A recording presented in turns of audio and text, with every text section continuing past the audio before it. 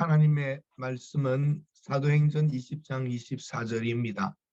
내가 달려갈 길과 주 예수께 받은 사명 곧 하나님의 은혜의 복음을 증언하는 일을 마치려 하면은 나의 생명조차 조금도 귀한 것으로 여기지 아니하노라. 선교사가 겪는 아픔이라고 하는 제목으로 우리 조용선 선교사님께서 말씀해 주시겠습니다. 조영선 선교사님은 GMS의 파송으로 미국에서 사역하고 계십니다.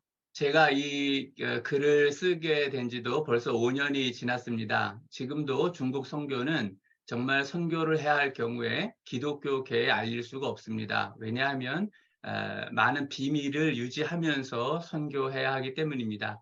저의 경우는 이미 드러났기에 과거에 있었던 몇 가지 일을 기록합니다. 이 글의 내용이 아마도 우리들이 더욱 마음을 모아 선교에 집중할 수 있는 계기가 될 것으로 생각합니다. 이 글은 2018년 1월 5일부터 18일까지 제가 중국 안전국인 그 구어바오라고 하는데요. 중국에서는요. 그 요원에 의하여 잡혀서 추방된 과정을 기록했습니다. 글의 내용은 제가 존대어를 사용하지 않고 그냥 일반어로 말씀을 드리겠습니다. 1월 5일 오후 3시쯤 나의 집에는 내가 18년 동안 생각하고 있었던 일이 발생했다. 그 일이 일어나지 않기를 간절히 원했지만 내가 중국의 본토에서 선교사로서 활동하는 것을 멈추게 하는 일이 마침내 일어났다. 그것은 중국 안전국 국가보위 소속, 즉 줄여서 중국말로 구어바오 요원이 나의 집에 왔다. 나이가 50대로 보이는 사람과 2명의 젊은 요원, 이렇게 3사람이 나의 집에 온 것이다. 그들은 먼저 나에게 전화를 했다. 조 선생님이시지요? 우리가 곧 집에 방문할 것입니다. 순간 나는 시간이 쿵 하고 정지되는 느낌을 받았다. 18년 동안 정말 오지 않기를 그렇게 기도했던 그 시간이 마침내 오고야 만 것이다. 나는 성경과 찬송가를 감추었다. 벽에 걸려있던 십자가도 모두 떼었다. 강대상에 붙어있던 교회 이름도 떼어냈다. 나는 그것을 떼다가 손가락도 베었다. 피가 났지만 그것을 치료하고 있을 시간이 없었다. 나는 나의 집을 가정교회로 보이지 않기 위하여 신속하게 움직였다. 그러나 구어바오 사람들은 내가 물품들을 다 치우기도 전에 문 앞에 왔다. 그들이 처음에 문을 열어달라고 했을 때 나는 아무 소리도 낼 수 없었다. 순간 나는 머릿속으로 마치 집에 아무도 없는 것처럼 위장할까 하는 생각도 들었다. 그러나 그렇게 해서 해결될 일이 아니라고 판단했다. 나는 그들이 3번째 문을 열라고 했을 때에 문을 열었다. 나는 그들에게 무슨 일로 왔느냐고 물었다. 그들은 조사할 것이 있다고 하면서 성큼 거실로 들어왔다. 나이가 많은 사람이 나에게 물었다. 중국은 왜 왔는가? 직업은 무엇인가? 회사를 다녔다면 명함을 보여달라. 집안에 왜 이렇게 책이 많은가? 나는 처음에는 이것저것 둘러댔지만 더 이상 둘러댈 수 없었다. 내가 망연자실한 모습으로 있자 그는 나에게 조 선생님, 목사지요? 우리가 다 알고 왔습니다. 우리가 보통 경찰로 보입니까? 조 선생이 만일 목사인 것을 시인하면 그냥 조사만 할 것이지만 그렇지 않으면 이 집안을 다 뒤질 것입니다. 그리고 조 선생 문건이 이만큼 쌓여 있는데 그것을 다 대조하여 조사할 것입니다. 라고 말했다. 나는 더 발뺌할 수 없었다. 집안만 수색해도 내가 목사이며 선교사인 증거들이 나올 테니까 더 이상 어쩔 수 없었다. 나는 낙담한 상태로 내가 목사인 것을 시인했다. 나이가 든 요원은 나의 아내도 나오라고 했다. 그러나 그는 심한 감기로 기침을 하고 있는 아내의 모습을 보고 또 방 안의 추위 때문에 텐트가 설치되어 있는 것을 보고는 나의 아내가 무슨 병이 있느냐고 물었다. 나는 아내가 갑상선암과 유방암에 걸려 수술을 했고 지금도 심한 감기에 걸려 누워 있다고 했다. 그 요원은 나의 아내를 조사 대상에서 뺐다. 그리고 나만 조사하기로 했다. 그는 나에게 언제 중국에 왔는지, 한국의 어떤 교회가 후원하는지, 선교 활동은 어떤 것을 하는지를 물었다. 그런데 그 요원이 묻는 방법이 매우 교묘했다. 그는 질문에서 2가지 양상을 보였다. 하나는 나에 대해 모르고 아주 우연히 나를 잡게 된 것처럼 물었다. 또 한 가지는 나에 대해서 이미 모든 것을 알고 있으니 숨기지 말고 사실을 말하라는 것으로 보였다. 나는 어떻게 대답해야 할지 매우 혼란스러웠다. 그러나 곧 그것이 나에 대한 일종의 시험인 것을 느꼈다. 그는 내가 사실을 말하는지 아니면 거짓을 말하는지를 보고 있었다. 나는 몇 가지 가장 기초적인 것들을 사실대로 말했다. 그것은 포로로 잡힌 군인이 이름과 군인 번호를 말하는 것과 같은 것이었다. 그 시간에 나의 머릿속은 계속해서 중국 교인들을 어떻게 하면 보호할 수 있을까를 생각하고 있었다. 교인들 가운데는 그들의 이름을 구어바오 요원에게 절대로 말하면 안 될 사람들이 있었다. 나는 조사를 받으면서도 이것을 생각하고 있었다. 구어바오 요원은 내게 조 선생의 사역이 대학생 사역이냐고 물었다. 나는 그렇지 않다고 했다. 나는 그저 중국인 교인 몇 사람과 주일에 예배를 드리는 것뿐이라고 했다. 그는 나에 대해 조사하는 종이에 중국인들에게 설교라고 썼다. 그런데 당시에는 내가 정신이 없어서 그가 질문하는 것을 제대로 이해하지 못했다. 나중에 좀 정신이 들고 나서 생각해 보니 그의 질문은 정확했다. 선교 초기에 나는 많은 대학생들과 접촉하고 그들을 가르쳤다.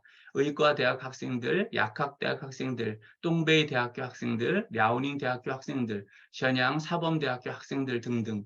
그러나 그것은 나의 사역의 초기에 시작하여 약 10년 정도 지속되었던 일이다. 부어바 요원이 나를 만나서 한 말이 우리가 직접 얼굴을 보는 것은 처음이지요 하는 것이었다. 이 말도 나는 당시에는 너무 긴장해서 제대로 알아듣지 못했다. 그런데 나중에 생각해 보니 그 요원은 나를 이미 알고 있었던 것이다. 그는 오랫동안 나를 알고 있었지만 나를 추방시키지는 않고 있었던 것이다. 구어바 요원은 나에게 여유를 가지라고 말했다. 아마도 나의 얼굴이 너무 긴장하고 있었나 보다. 그는 나에게 커피를 한 잔 달라고 했다. 나는 물을 끓이고 커피를 탔다. 나는 그에게 커피를 진하게 마실 것인지 아니면 연하게 마실 것인지를 물었다. 그는 진하게 마시기를 원했다. 나는 두 젊은 요원들에게도 무엇을 마실 것인지 물었다. 그들은 카이수이라고 해서 그냥 뜨거운 물을 마신다고 했다. 나도 커피 한 잔을 타서 마셨다. 그런데 커피를 마시면서 말을 하니까 분위기가 이상해졌다. 그것은 조사를 받는 취조실의 딱딱한 분위기가 아니라 마치 오랫동안 알던 사람들이 만나서 담소를 나누는 것 같은 분위기가 되었다. 구어바 요원은 나에게 조 선생이 하던 일들은 자신이 다 알고 있다고 했다. 그러면서 단동 지역을 말했다. 나는 그 말을 들으면서 단동의 일은 나와 상관이 없는 일이라고 했다. 나는 중국에 머물 비자가 필요해서 아는 사람을 통해 페이퍼 컴퍼니, 즉 서류상의 회사에 들어가 있었을 뿐이라고 했다. 그 회사의 한 사람이 선교사로서 북한에 들어간 것이지 나와 연계된 일은 없다고 말했다. 그런데 그 요원은 내게 말했다. 조 선생이 조사를 받는 것은 중국인들에게 설교한 것 때문이다. 그 외에는 말하지 말라. 나는 순간 이것은 뭐지라는 생각이 들었다. 조사를 하러 온 사람이 나에 대해서 조사를 다 하지 않고 단지 한국인 목사인 내가 중국인들에게 설교한 것만 문제로 삼겠다는 것이다. 그는 내게 예배에 참석하는 교인들이 누구인지 묻지도 않았다. 나는 그의 의도를 알아차렸다. 왜 그러는지, 무엇 때문인지는 모르지만 그는 나에 대한 문제를 최소화시켜주고 있었다. 그는 조사를 마치고 떠나면서 내게 말했다. 조 선생님, 다음에 다시 꽁안팅 경찰청에 올 텐데 내가 묻는 말에만 짧게 대답하시오. 그 외에는 아무것도 말하지 마시오. 내 말 알아들었지요? 나는 알겠다고 말했다. 그리고 그는 내게 한마디를 더했다. 그는 내게 도망가려면 갈 수 있다고 했다. 그 대신 나의 살아생전에 중국은 영원히 들어올 수 없게 된다고 말했다. 나는 그들을 엘리베이터 앞까지 배웅했다. 중국은 엘리베이터에 카드를 대야만 오르고 내릴 수 있었다. 나는 카드를 갖고 나가 엘리베이터 신호기에 대려고 했다. 그러나 그럴 필요가 없었다. 그들은 이미 나의 집까지 올 수 있는 카드를 갖고 있었다. 나는 그들에게 짜이찌엔, 즉 다시 보자는 인사를 했다. 그런 말을 할 필요가 있었을까? 나는 생각했다. 그러나 엘리베이터를 타고 문이 닫히는 순간까지는 약간의 공백 시간이 있다. 그것을 아무 말도 하지 않고 있는 것은 어딘지 머쓱하다. 그러므로 인사 한마디 하는 것이 그 짧지만 무지하게 길게 느껴지는 적막함을 느끼지 않게 한다고 생각했다. 그들이 돌아간 지 1시간 정도 지난 후에 구어바오 요원이 내게 전화를 했다. 그는 월요일 아침 9시에 빤스타팅이라고 하는 경찰청 문 앞에서 만나자고 했다. 나는 알겠다고 대답했다. 나는 소파에 앉아 지난 일을 회상했다. 아니, 나는 당장 새벽에 꾼 꿈을 생각했다. 나는 참으로 이상한 꿈을 새벽에 꾸었었다. 그것은 나를 선교사로 보내고 후원했던 교회의 담임 목사가 여장을 하고 등장했다. 그 모습은 정말 보기에 이상했다. 왜냐하면 그 목사는 노년에 배가 나오고 키가 작고 얼굴에 선이 굵고 눈, 코, 입, 손 등 모든 것이 크고 두꺼운 느낌을 주는 모습이기 때문이다. 그런 사람이 여장을 한 모습이니 보기에 기괴하다고 느낄 정도였다. 그런데 그 담임 목사가 나에게 자신을 집까지 데려다 달라는 것이었다. 나는 그를 모시고 그의 집으로 향했다. 꿈에서 그의 집은 2층 단독주택이었다. 나는 그의 집에 도착해서 헤어지려고 하는데 그 담임 목사는 쇠로 된 파란 문을 손으로 잡고 나를 쳐다보면서 너를 두고 보겠다라고 말했다. 그리고 나는 꿈에서 깼다. 무엇일까? 나는 이상한 생각이 들었지만 그 꿈을 더 깊게 생각하진 않았다. 그런데 오후 3시에 구어바오 사람이 내게 왔던 것이다. 나는 나의 영적 감각이 매우 흐려졌음을 느꼈다. 2000년 중국의 선교사로 입국할 때에 나는 이 땅에서의 삶에서 가장 중요한 것이 영적인 직관력이라고 생각했었다. 2003년 선배 선교사들이 추방되는 것을 보면서 나는 3년에 한 번씩 위기가 오고 9년 정도 될 즈음에 큰 위기가 온다고 추정했다. 2009년에 안식년을 할 때에도 당시에 나는 후배 선교사의 소개로 북한 사람 한 가정에게 세례를 주었었다. 그리고 그 사람들은 다른 이유 때문이긴 하지만 북한 보위부에 체포되어 평양으로 압송되었다. 나의 아내는 당시에 내가 안식년을 하지 않았으면 무엇인가 큰 위기가 있었을 것으로 생각한다. 나의 아내의 추정이 맞는지 안 맞는지는 일이 일어나지 않았으니 모른다. 그러나 여하튼 나는 무엇인지 모를 여러 가지 상황에 의해 나에게는 그러한 영적인 시간의 흐름이 있다고 생각했다. 생각해보면 19년째가 되는 2018년은 안식년을 했어야 했다. 이전에 한번 안식년을 한 것도 북한을 선교할 수 있는 가능성을 미국에서 얻을 수 있다는 아내의 권고와 어떤 상황들 때문에 안식년을 했던 것이다. 실제로는 안식년을 한 것이 아니었다. 2017년에는 어떤 의미에서든 1년 동안 중국을 떠나 있어야 했다. 그러나 2009년에 1년 동안 중국을 떠나 있는 동안 교인들은 여러 면에서 힘들었다. 그런데 내가 다시 1년 동안 떠난다면 목자가 없이 지내는 양들에 대한 측은함이 내 마음을 사로잡았다. 그러므로 나는 중국을 떠나 있을 수 없었다. 나는 내가 하는 일 중에 하나인 가정교회를 1년 동안 떠난다는 것이 현실에서 볼 때 어려웠다. 게다가 이전에는 후배 선교사가 있어서 그 일이 가능했지만 지금은 내가 하는 지역에 나 이외에는 아무도 없다. 여하튼 결국 머물러 있었던 그 시간으로 말미암아 나는 구어바오 사람에 의하여 추방되게 되었다. 나는 먼저 이와 같이 영적으로 보다 민감하게 반응하지 못하고 생활의 무뎌짐으로 인하여 하나님께서 꿈으로 징조를 보여주셨음에도 불구하고 피신하지 않은 나의 모습과 태도를 반성했다. 그러나 또 한편으로는 하나님께서 나에게 새로운 일을 맡기시기 위한 하나의 과정이 아닐까 하는 생각을 하기도 했다. 그것은 최근에 성도로 하여금 성경의 언어인 히브리어와 헬라어로 더 가깝게 접근케 하는 일을 담당하는 것이었다. 그리고 성도로 하여금 선교에 보다 가까이 접근토록 하는 일 등등 한국을 중심으로 해야 할 일들이 있었다. 나는 저녁에 제 집사를 불렀다. 그는 긴급하게 부르는 나의 전화를 받고는 불안감을 갖고 왔다. 나는 구어바오 사람이 다녀간 것을 말하고 추방당하게 된 상황을 알려주었다. 나는 그날 밤잠을 제대로 잘 수 없었다. 한밤중에 나는 혼자 잠자리에서 일어났다. 소파에 앉았다. 나는 나에게 일어난 일이 믿기지 않았다. 나는 이제 정말 중국을 떠나야 하는 것인가? 그것은 마치 꿈을 꾸는 것만 같았다. 그리고 내가 이제 정말 중국을 떠나야 한다는 것이 현실이라고 느껴졌을 때 왈칵 눈물이 쏟아졌다. 나는 하나님 앞에서 울었다. 언제든 이런 상황이 올 것이라는 것을 예상하고 있었지만 정말 떠나야 하는 시간이 왔을 때 나는 내가 선교사로 행한 일들에 대해 주님 앞에 한없이 부족하고 죄송하다는 생각이 들었다. 복음성가 중에 땅끝에서 주님을 배우리 주께 드릴 열매 가득 안고라는 가사가 있다. 나는 이 노래를 부를 때 종종 울었다. 왜냐하면 내가 이 다음에 정말 주님을 뵐 때 나는 선교사로서 무슨 열매를 드렸는가를 생각하게 될 것이기 때문이다. 이 글을 쓰면서도 나는 운다. 왜냐하면 나는 그 상황을 생각만 해도 주님께 너무나 부족한 열매를 드리는 것이라고 생각되기 때문이다. 나는 1월 6일 새벽에 주님 앞에서 울고 또 울었다. 그러다가 불현듯 혹시 주님께서 나를 선교사로서 너무나 부족하다고 여겨 이제 추방시키는 것은 아닌가 하는 생각이 들었다. 그러나 이내 나는 나 스스로를 위로했다. 비록 내가 부족한 선교사이긴 하지만 주님을 향한 내 마음을 주님께서 아신다. 그러므로 지금까지 18년간 중국의 전향의 선교사로 나를 두신 것이 아닌가. 나는 그렇게 생각했다. 그러면서도 눈에서는 눈물이 계속해서 흘러내렸다. 밤은 지나고 새벽의 빛이 창가로 스며들었다. 나는 창가에 기대어 섰다. 나는 마음속으로 주님께 왜 이런 일이 일어났는지를 여쭈었다. 주님께서는 나에게 말씀을 하셨다. 나에게는 다른 일이 있었다. 그러므로 이제 중국을 떠날 때가 된 것이었다. 나는 그렇게 주님과 약 20분 정도 말씀을 나누었다. 그런데 그것은 신기한 일이었다. 지금까지의 나의 기도는 주님께 아뢰는 것이었다. 그런데 내가 이렇게 선명하게 주님과 이야기를 나눈 적이 지금까지는 없었던 것 같았다. 월요일 아침이 되었다.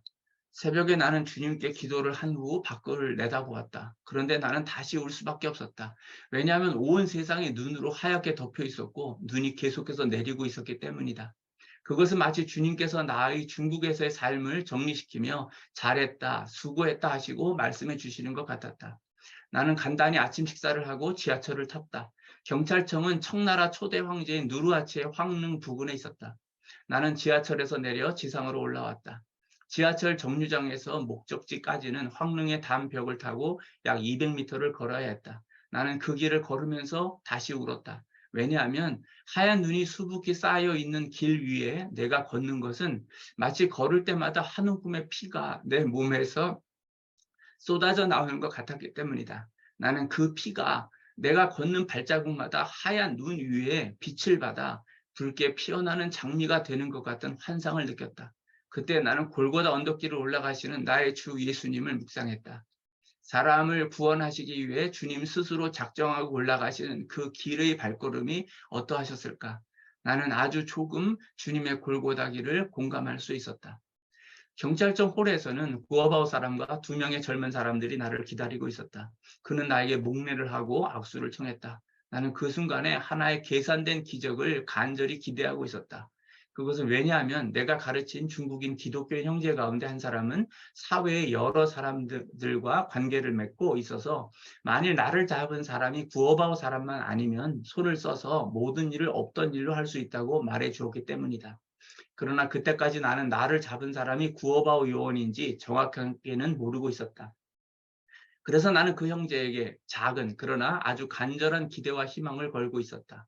나는 상상했다. 내가 그 사람과 만났을 때 그 사람이 나더러 그냥 집으로 돌아가라고 말하기를 소망했다. 그러나 그는 나에게 본관 건물로 올라가자고 하면서 에스컬레이터로 안내했다. 나는 그와 함께 에스컬레이터를 타고 위로 올라갔다. 나의 몸은 위로 올라가고 있었지만 나의 마음은 저 아래 지하로 내려가는 것 같았다. 나는 이미 체포되어 조사를 받았던 선교사들에게 어떻게 조사를 받는지를 들어서 어느 정도 짐작은 하고 있었다. 아마도 책상이 있고 나에 대한 문건이 쌓여 있을 것이다. 그리고 구어바오 사람들이 이것저것을 물을 것이라고 예상했다. 그러나 전혀 그렇지 않았다. 나는 여러 경찰들이 있는 사무실 앞 같은 곳으로 안내되었다. 그리고 그들은 나를 소파에 앉게 했다. 이어서 그들은 나에 관한 조서를 작성했다.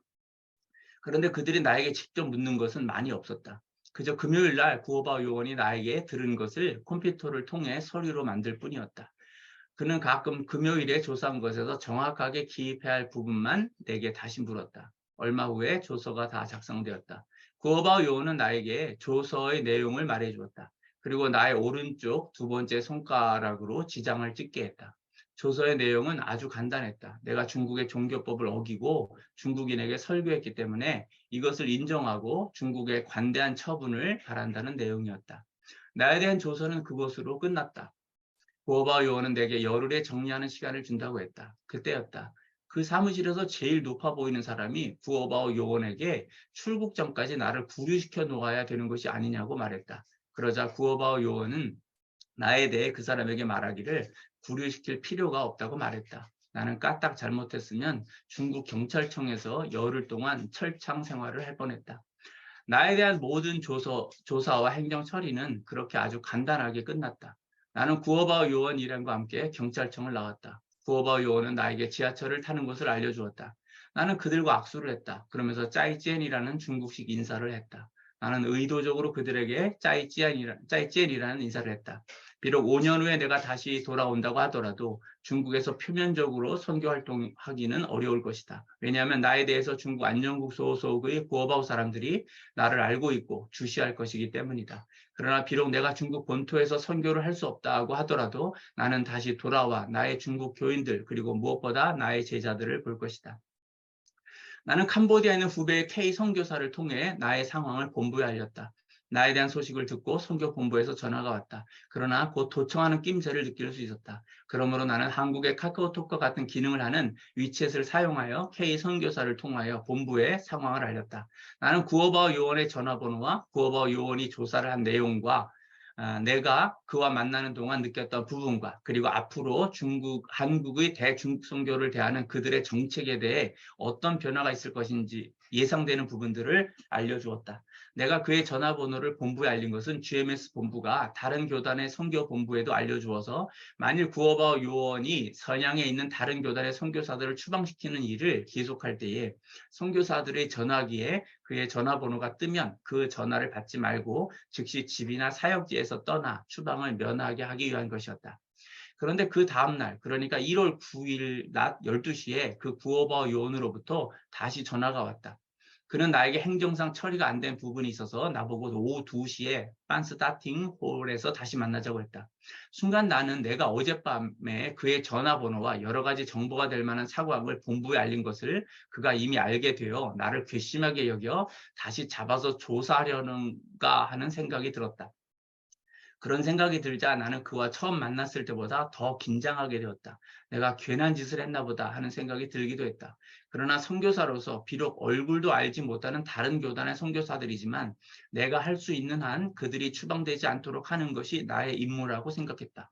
나는 지하철을 타고 목적지를 향해 가면서 빤스타팅에 가지 말고 그대로 도망을 갈까 하는 생각도 했다. 그러나 그 시간까지 그 장소에 가지 않으면 비록 내가 다음날 비행기를 타고 한국으로 가려고 한다 할더라도 아마 중국 공항에서 잡힐 것이다. 여러 가지 생각이 들지만 나는 오후 2시까지 가서 그를 만나지 않으면 안 될 상황이었다. 나는 매우 긴장된 마음으로 구어바오 요원을 만났다. 그런데 그는 나에게 고개를 숙여 인사를 했다. 그리고 매우 부드러운 얼굴로 나를 보고 웃으며 손가락 10개의 지장을 찍어야 하는데 어제 그것을 하지 않았기 때문에 오늘 다시 부른 것이라고 했다. 나는 속으로 가슴을 쓸어내렸다. 컴퓨터에 지장을 시키는 동안 나는 구어바 요원과 담소를 나누었다. 그런데 그는 이야기를 하는 동안에 사실 2015년에 다른 성에서 나를 잡으려고 전향에 왔었다고 말했다. 나는 그 시기에 다른 성에서 나를 잡으러 올 이유가 없다고 했다. 왜냐하면 그 시기에 나의 활동은 주로 내가 거주하는 랴오닝 성을 중심으로 했기 때문이다. 그러나 구어바오 요원은 분명히 다른 성 구어바오 요원들이 나를 잡으러 왔었다는 것이다. 나는 이해할 수 없었다. 왜 다른 성의 부어바오 요원들이 나를 잡으러 왔다는 말인가? 부어바오 요원은 나에게 또 다른 이야기를 해주었다. 그것은 사실 2017년에 나를 잡아서 추방시키려고 했다는 것이다. 그런데 다른 바쁜 일들이 생겨서 2017년에는 그냥 넘어갔다는 것이다. 나는 지하철을 타고 집으로 돌아오면서 구어바오 요원이 한 말에 대해 곰곰이 생각했다. 그랬더니 2015년에 한 가지 마음에 생각나는 일이 있었다. 그것은 K 선교사의 소개로 2월경에 하얼빈의 어느 지하교회에서 대학생들의 연합 수련회 강사로 5일 동안 강의를 한 적이 있었다. 만일 이것이 문제가 되어 하얼빈의 구어바오 요원들이 나를 잡으러 왔었다는 것이라면 설령 그들이 나를 잡지 못하고 돌아갔다고 하더라도 전향의 구어바오 요원은 다른 성의 구어바오 요원들 때문에라도 이미 나를 알고 있었다는 것이 아닌가. 그런데 왜 나를 그대로 둔 것일까? 다른 성의 구어바 요원들이 나를 잡으러 왔을 정도라면 전향의 구어바 요원들은 상황을 중요하게 여기고 그때 나를 잡아서 조사하고 추방시켜야 했어야 하지 않는가. 그런데 왜? 적어도 그때 이미 나를 알고 있었던 전향의 구어바 요원이 나를 그대로 둔 이유는 무엇인가? 이런 생각을 할 때 내 마음에 떠오르는 것이 있었다. 그것은 내가 가르치고 있는 네 번째 나의 제자인 엘이 종종 내게 이런 말을 했었다. 저는 선생님의 안전을 위해 기도하고 있습니다. 왜냐하면 저는 선생님을 통해 하나님의 말씀을 배워야 하기 때문입니다. 나는 그의 기도를 하나님께서 들으셨다는 생각이 들었다. 나는 사실 2015년에 추방되었어야 했다. 그리고 2017년에도 추방되었어야 했다. 그런데 추방되지 않고 계속 중국에 있었다. 엘은 2011년부터 나를 통해 하나님의 말씀을 배웠다. 생각해보니 내가 만약 2015년에 추방되었다면 그녀는 나에게서 약 3년 정도를 충실히 배운 것이 된다. 그러나 2018년 초에 내가 추방되는 것이니까 그녀는 최소한 6년을 나에게서 배웠다. 그 정도면 괜찮은 시간이다. 그녀의 기도가 나의 추방 시간을 3년 더 연장시키고 있었다. 나의 추방 시간이 정해진 이상 더 이상 숨죽여 있을 필요는 없었다. 오히려 나는 나의 신분이 드러나고 추방이 결정된 열흘의 시간을 최대한 이용하기로 했다. 나는 토요일에 지도자 성경 공부를 4시간 동안 했다. 이 시간을 이용해서 히브리어 문법에서 동사 초입 부분까지 중국인 지도자에게 가르쳤다. 내가 정말 아쉽게 생각하는 것은 내게 1년 정도의 시간이 주어진다면 적어도 히브리어로 성경을 읽고 단어를 분석해 놓은 중국어 원어 성경 앱을 통해서 통해서 중국인 지도자들이 성경을 해석할 수 있도록 놓을 수 있었을 텐데 그 시간이 주어지지 않은 것이다. 저녁에는 한국인 교인들에게 6시간 동안 히브리어 발음법과 구약 이스라엘 역사를 강의했다. 강의가 끝날 때 밤 12시 30분이었다. 그 다음 주 토요일에는 베이징에 있던 나의 첫 번째 제자가 나의 추방 소식을 듣고 왔다. 이날은 나의 세 번째 제자만 빼고 나머지 제자들이 다 모였다. 세 번째 제자는 중국의 남방에 있었기 때문에 오기가 곤란했다. 나는 그들에게 히브리어 문법을 강의했다. 오후에도 이어서 강의했다. 이날은 7시간을 강의했다. 주일에는 평소에 참여하는 성도 이외에 주로 대학생을 전도하여 가정교회 모임을 이룬 한족 공동체에서 나의 마지막 예배에 참석했다. 나는 그 조직의 대학생들을 가르쳐서 참으로 주님을 믿는 그리스도인으로 만들고 그들 가운데 다른 도시에 가서 교회를 만드는 사람도 있었다. 그러므로 그들에게 참되고도 깊은 신앙과 신학의 지식을 넣어주고 성장시키는 것은 매우 중요한 일이었다. 나는 마지막 설교에서 중국 교회가 마오쩌둥 시대에 물리적, 육체적 핍박을 받았다면 지금의 시대는 물질적 유혹을 시험받고 있으며 중국의 교회가 이제 곧 중국 공산당 정부를 통한 더욱 간교한 형태의 시험을 받게 될 것이라고 말했다. 그러므로 나는 그들에게 중국의 가정교회의 모범이라고 할 수 있는 왕밍따오 목사를 소개했다. 그는 마오쩌둥이 집권한 시기에 교회의 머리는 정부가 아니고 예수 그리스도임을 천명하고 감옥에서 수십 년을 보낸 사람이다. 중국에는 이런 목사들이 적지 않다. 그들로 인하여 사탄이 마오쩌둥과 문화 대혁명을 이용한 교회에 대한 핍박은 결과적으로는 실패했다. 그런데 지금 중국의 교회는 물질의 유혹을 받고 있다. 이것은 사탄의 두 번째 시험이다. 게다가 더욱 정밀해진 중국 공산당 정부의 핍박을 받을 것이다. 중국의 교회는 이것을 어떻게 극복하며 초월할 것인가? 한편으로는 이와 같은 시험과 핍박을 통해 중국 신자들의 알곡과 가라지가 구별될 것이다.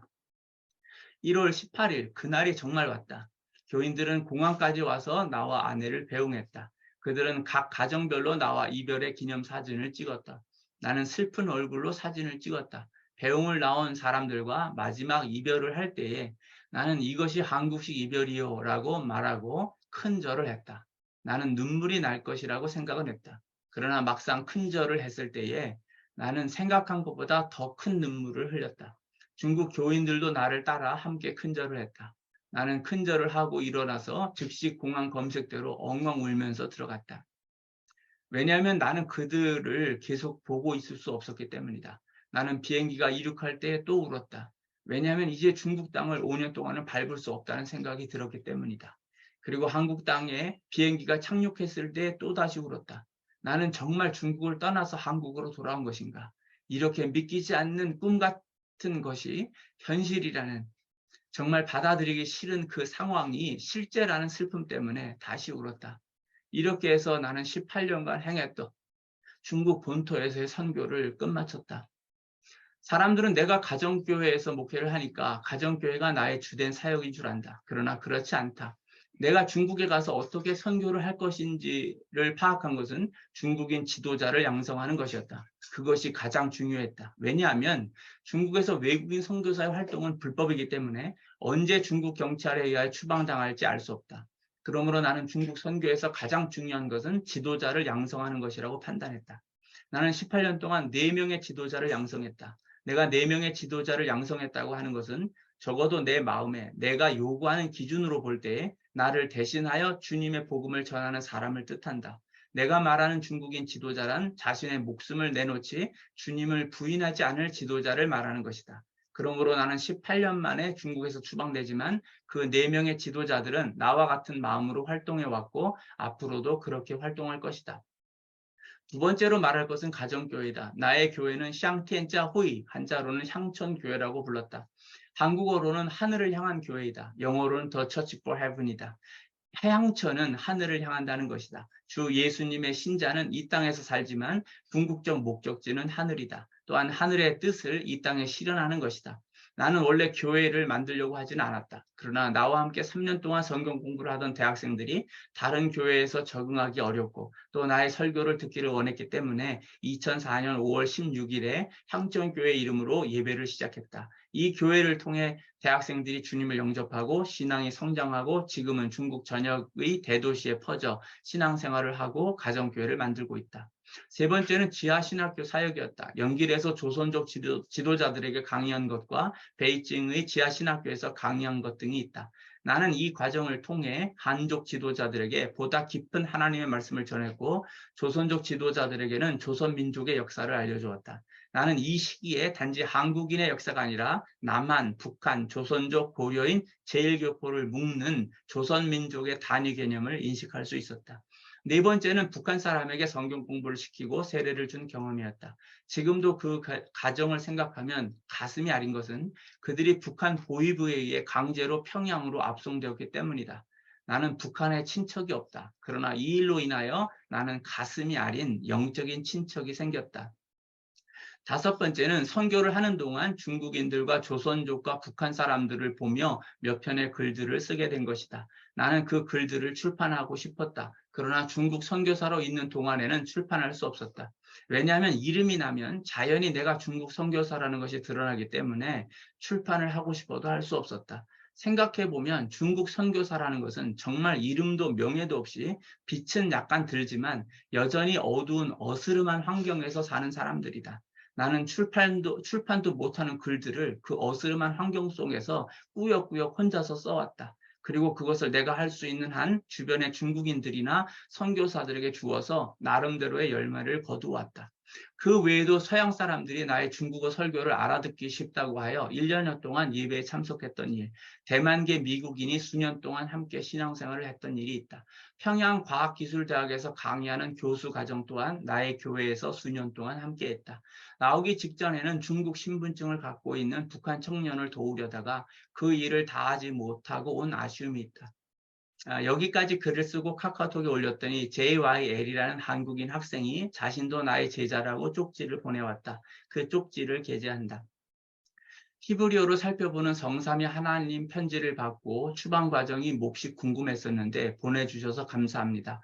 청년부 예배 중 카톡이 온 걸 보았으나 내용을 잠깐 보니 집에 가서 읽어야겠다고 생각하고 와서 찬찬히 읽었습니다. 제 예상과 같이 눈물이 콸콸 쏟아지며 그간 얼마나 힘드셨을지 어렴풋이나마 짐작이 갑니다. 창가에서 주님과 나눈 대화가 어떤 것이었는지 제가 알 수 없으나 선하신 계획과 뜻대로 하신 줄로 믿습니다.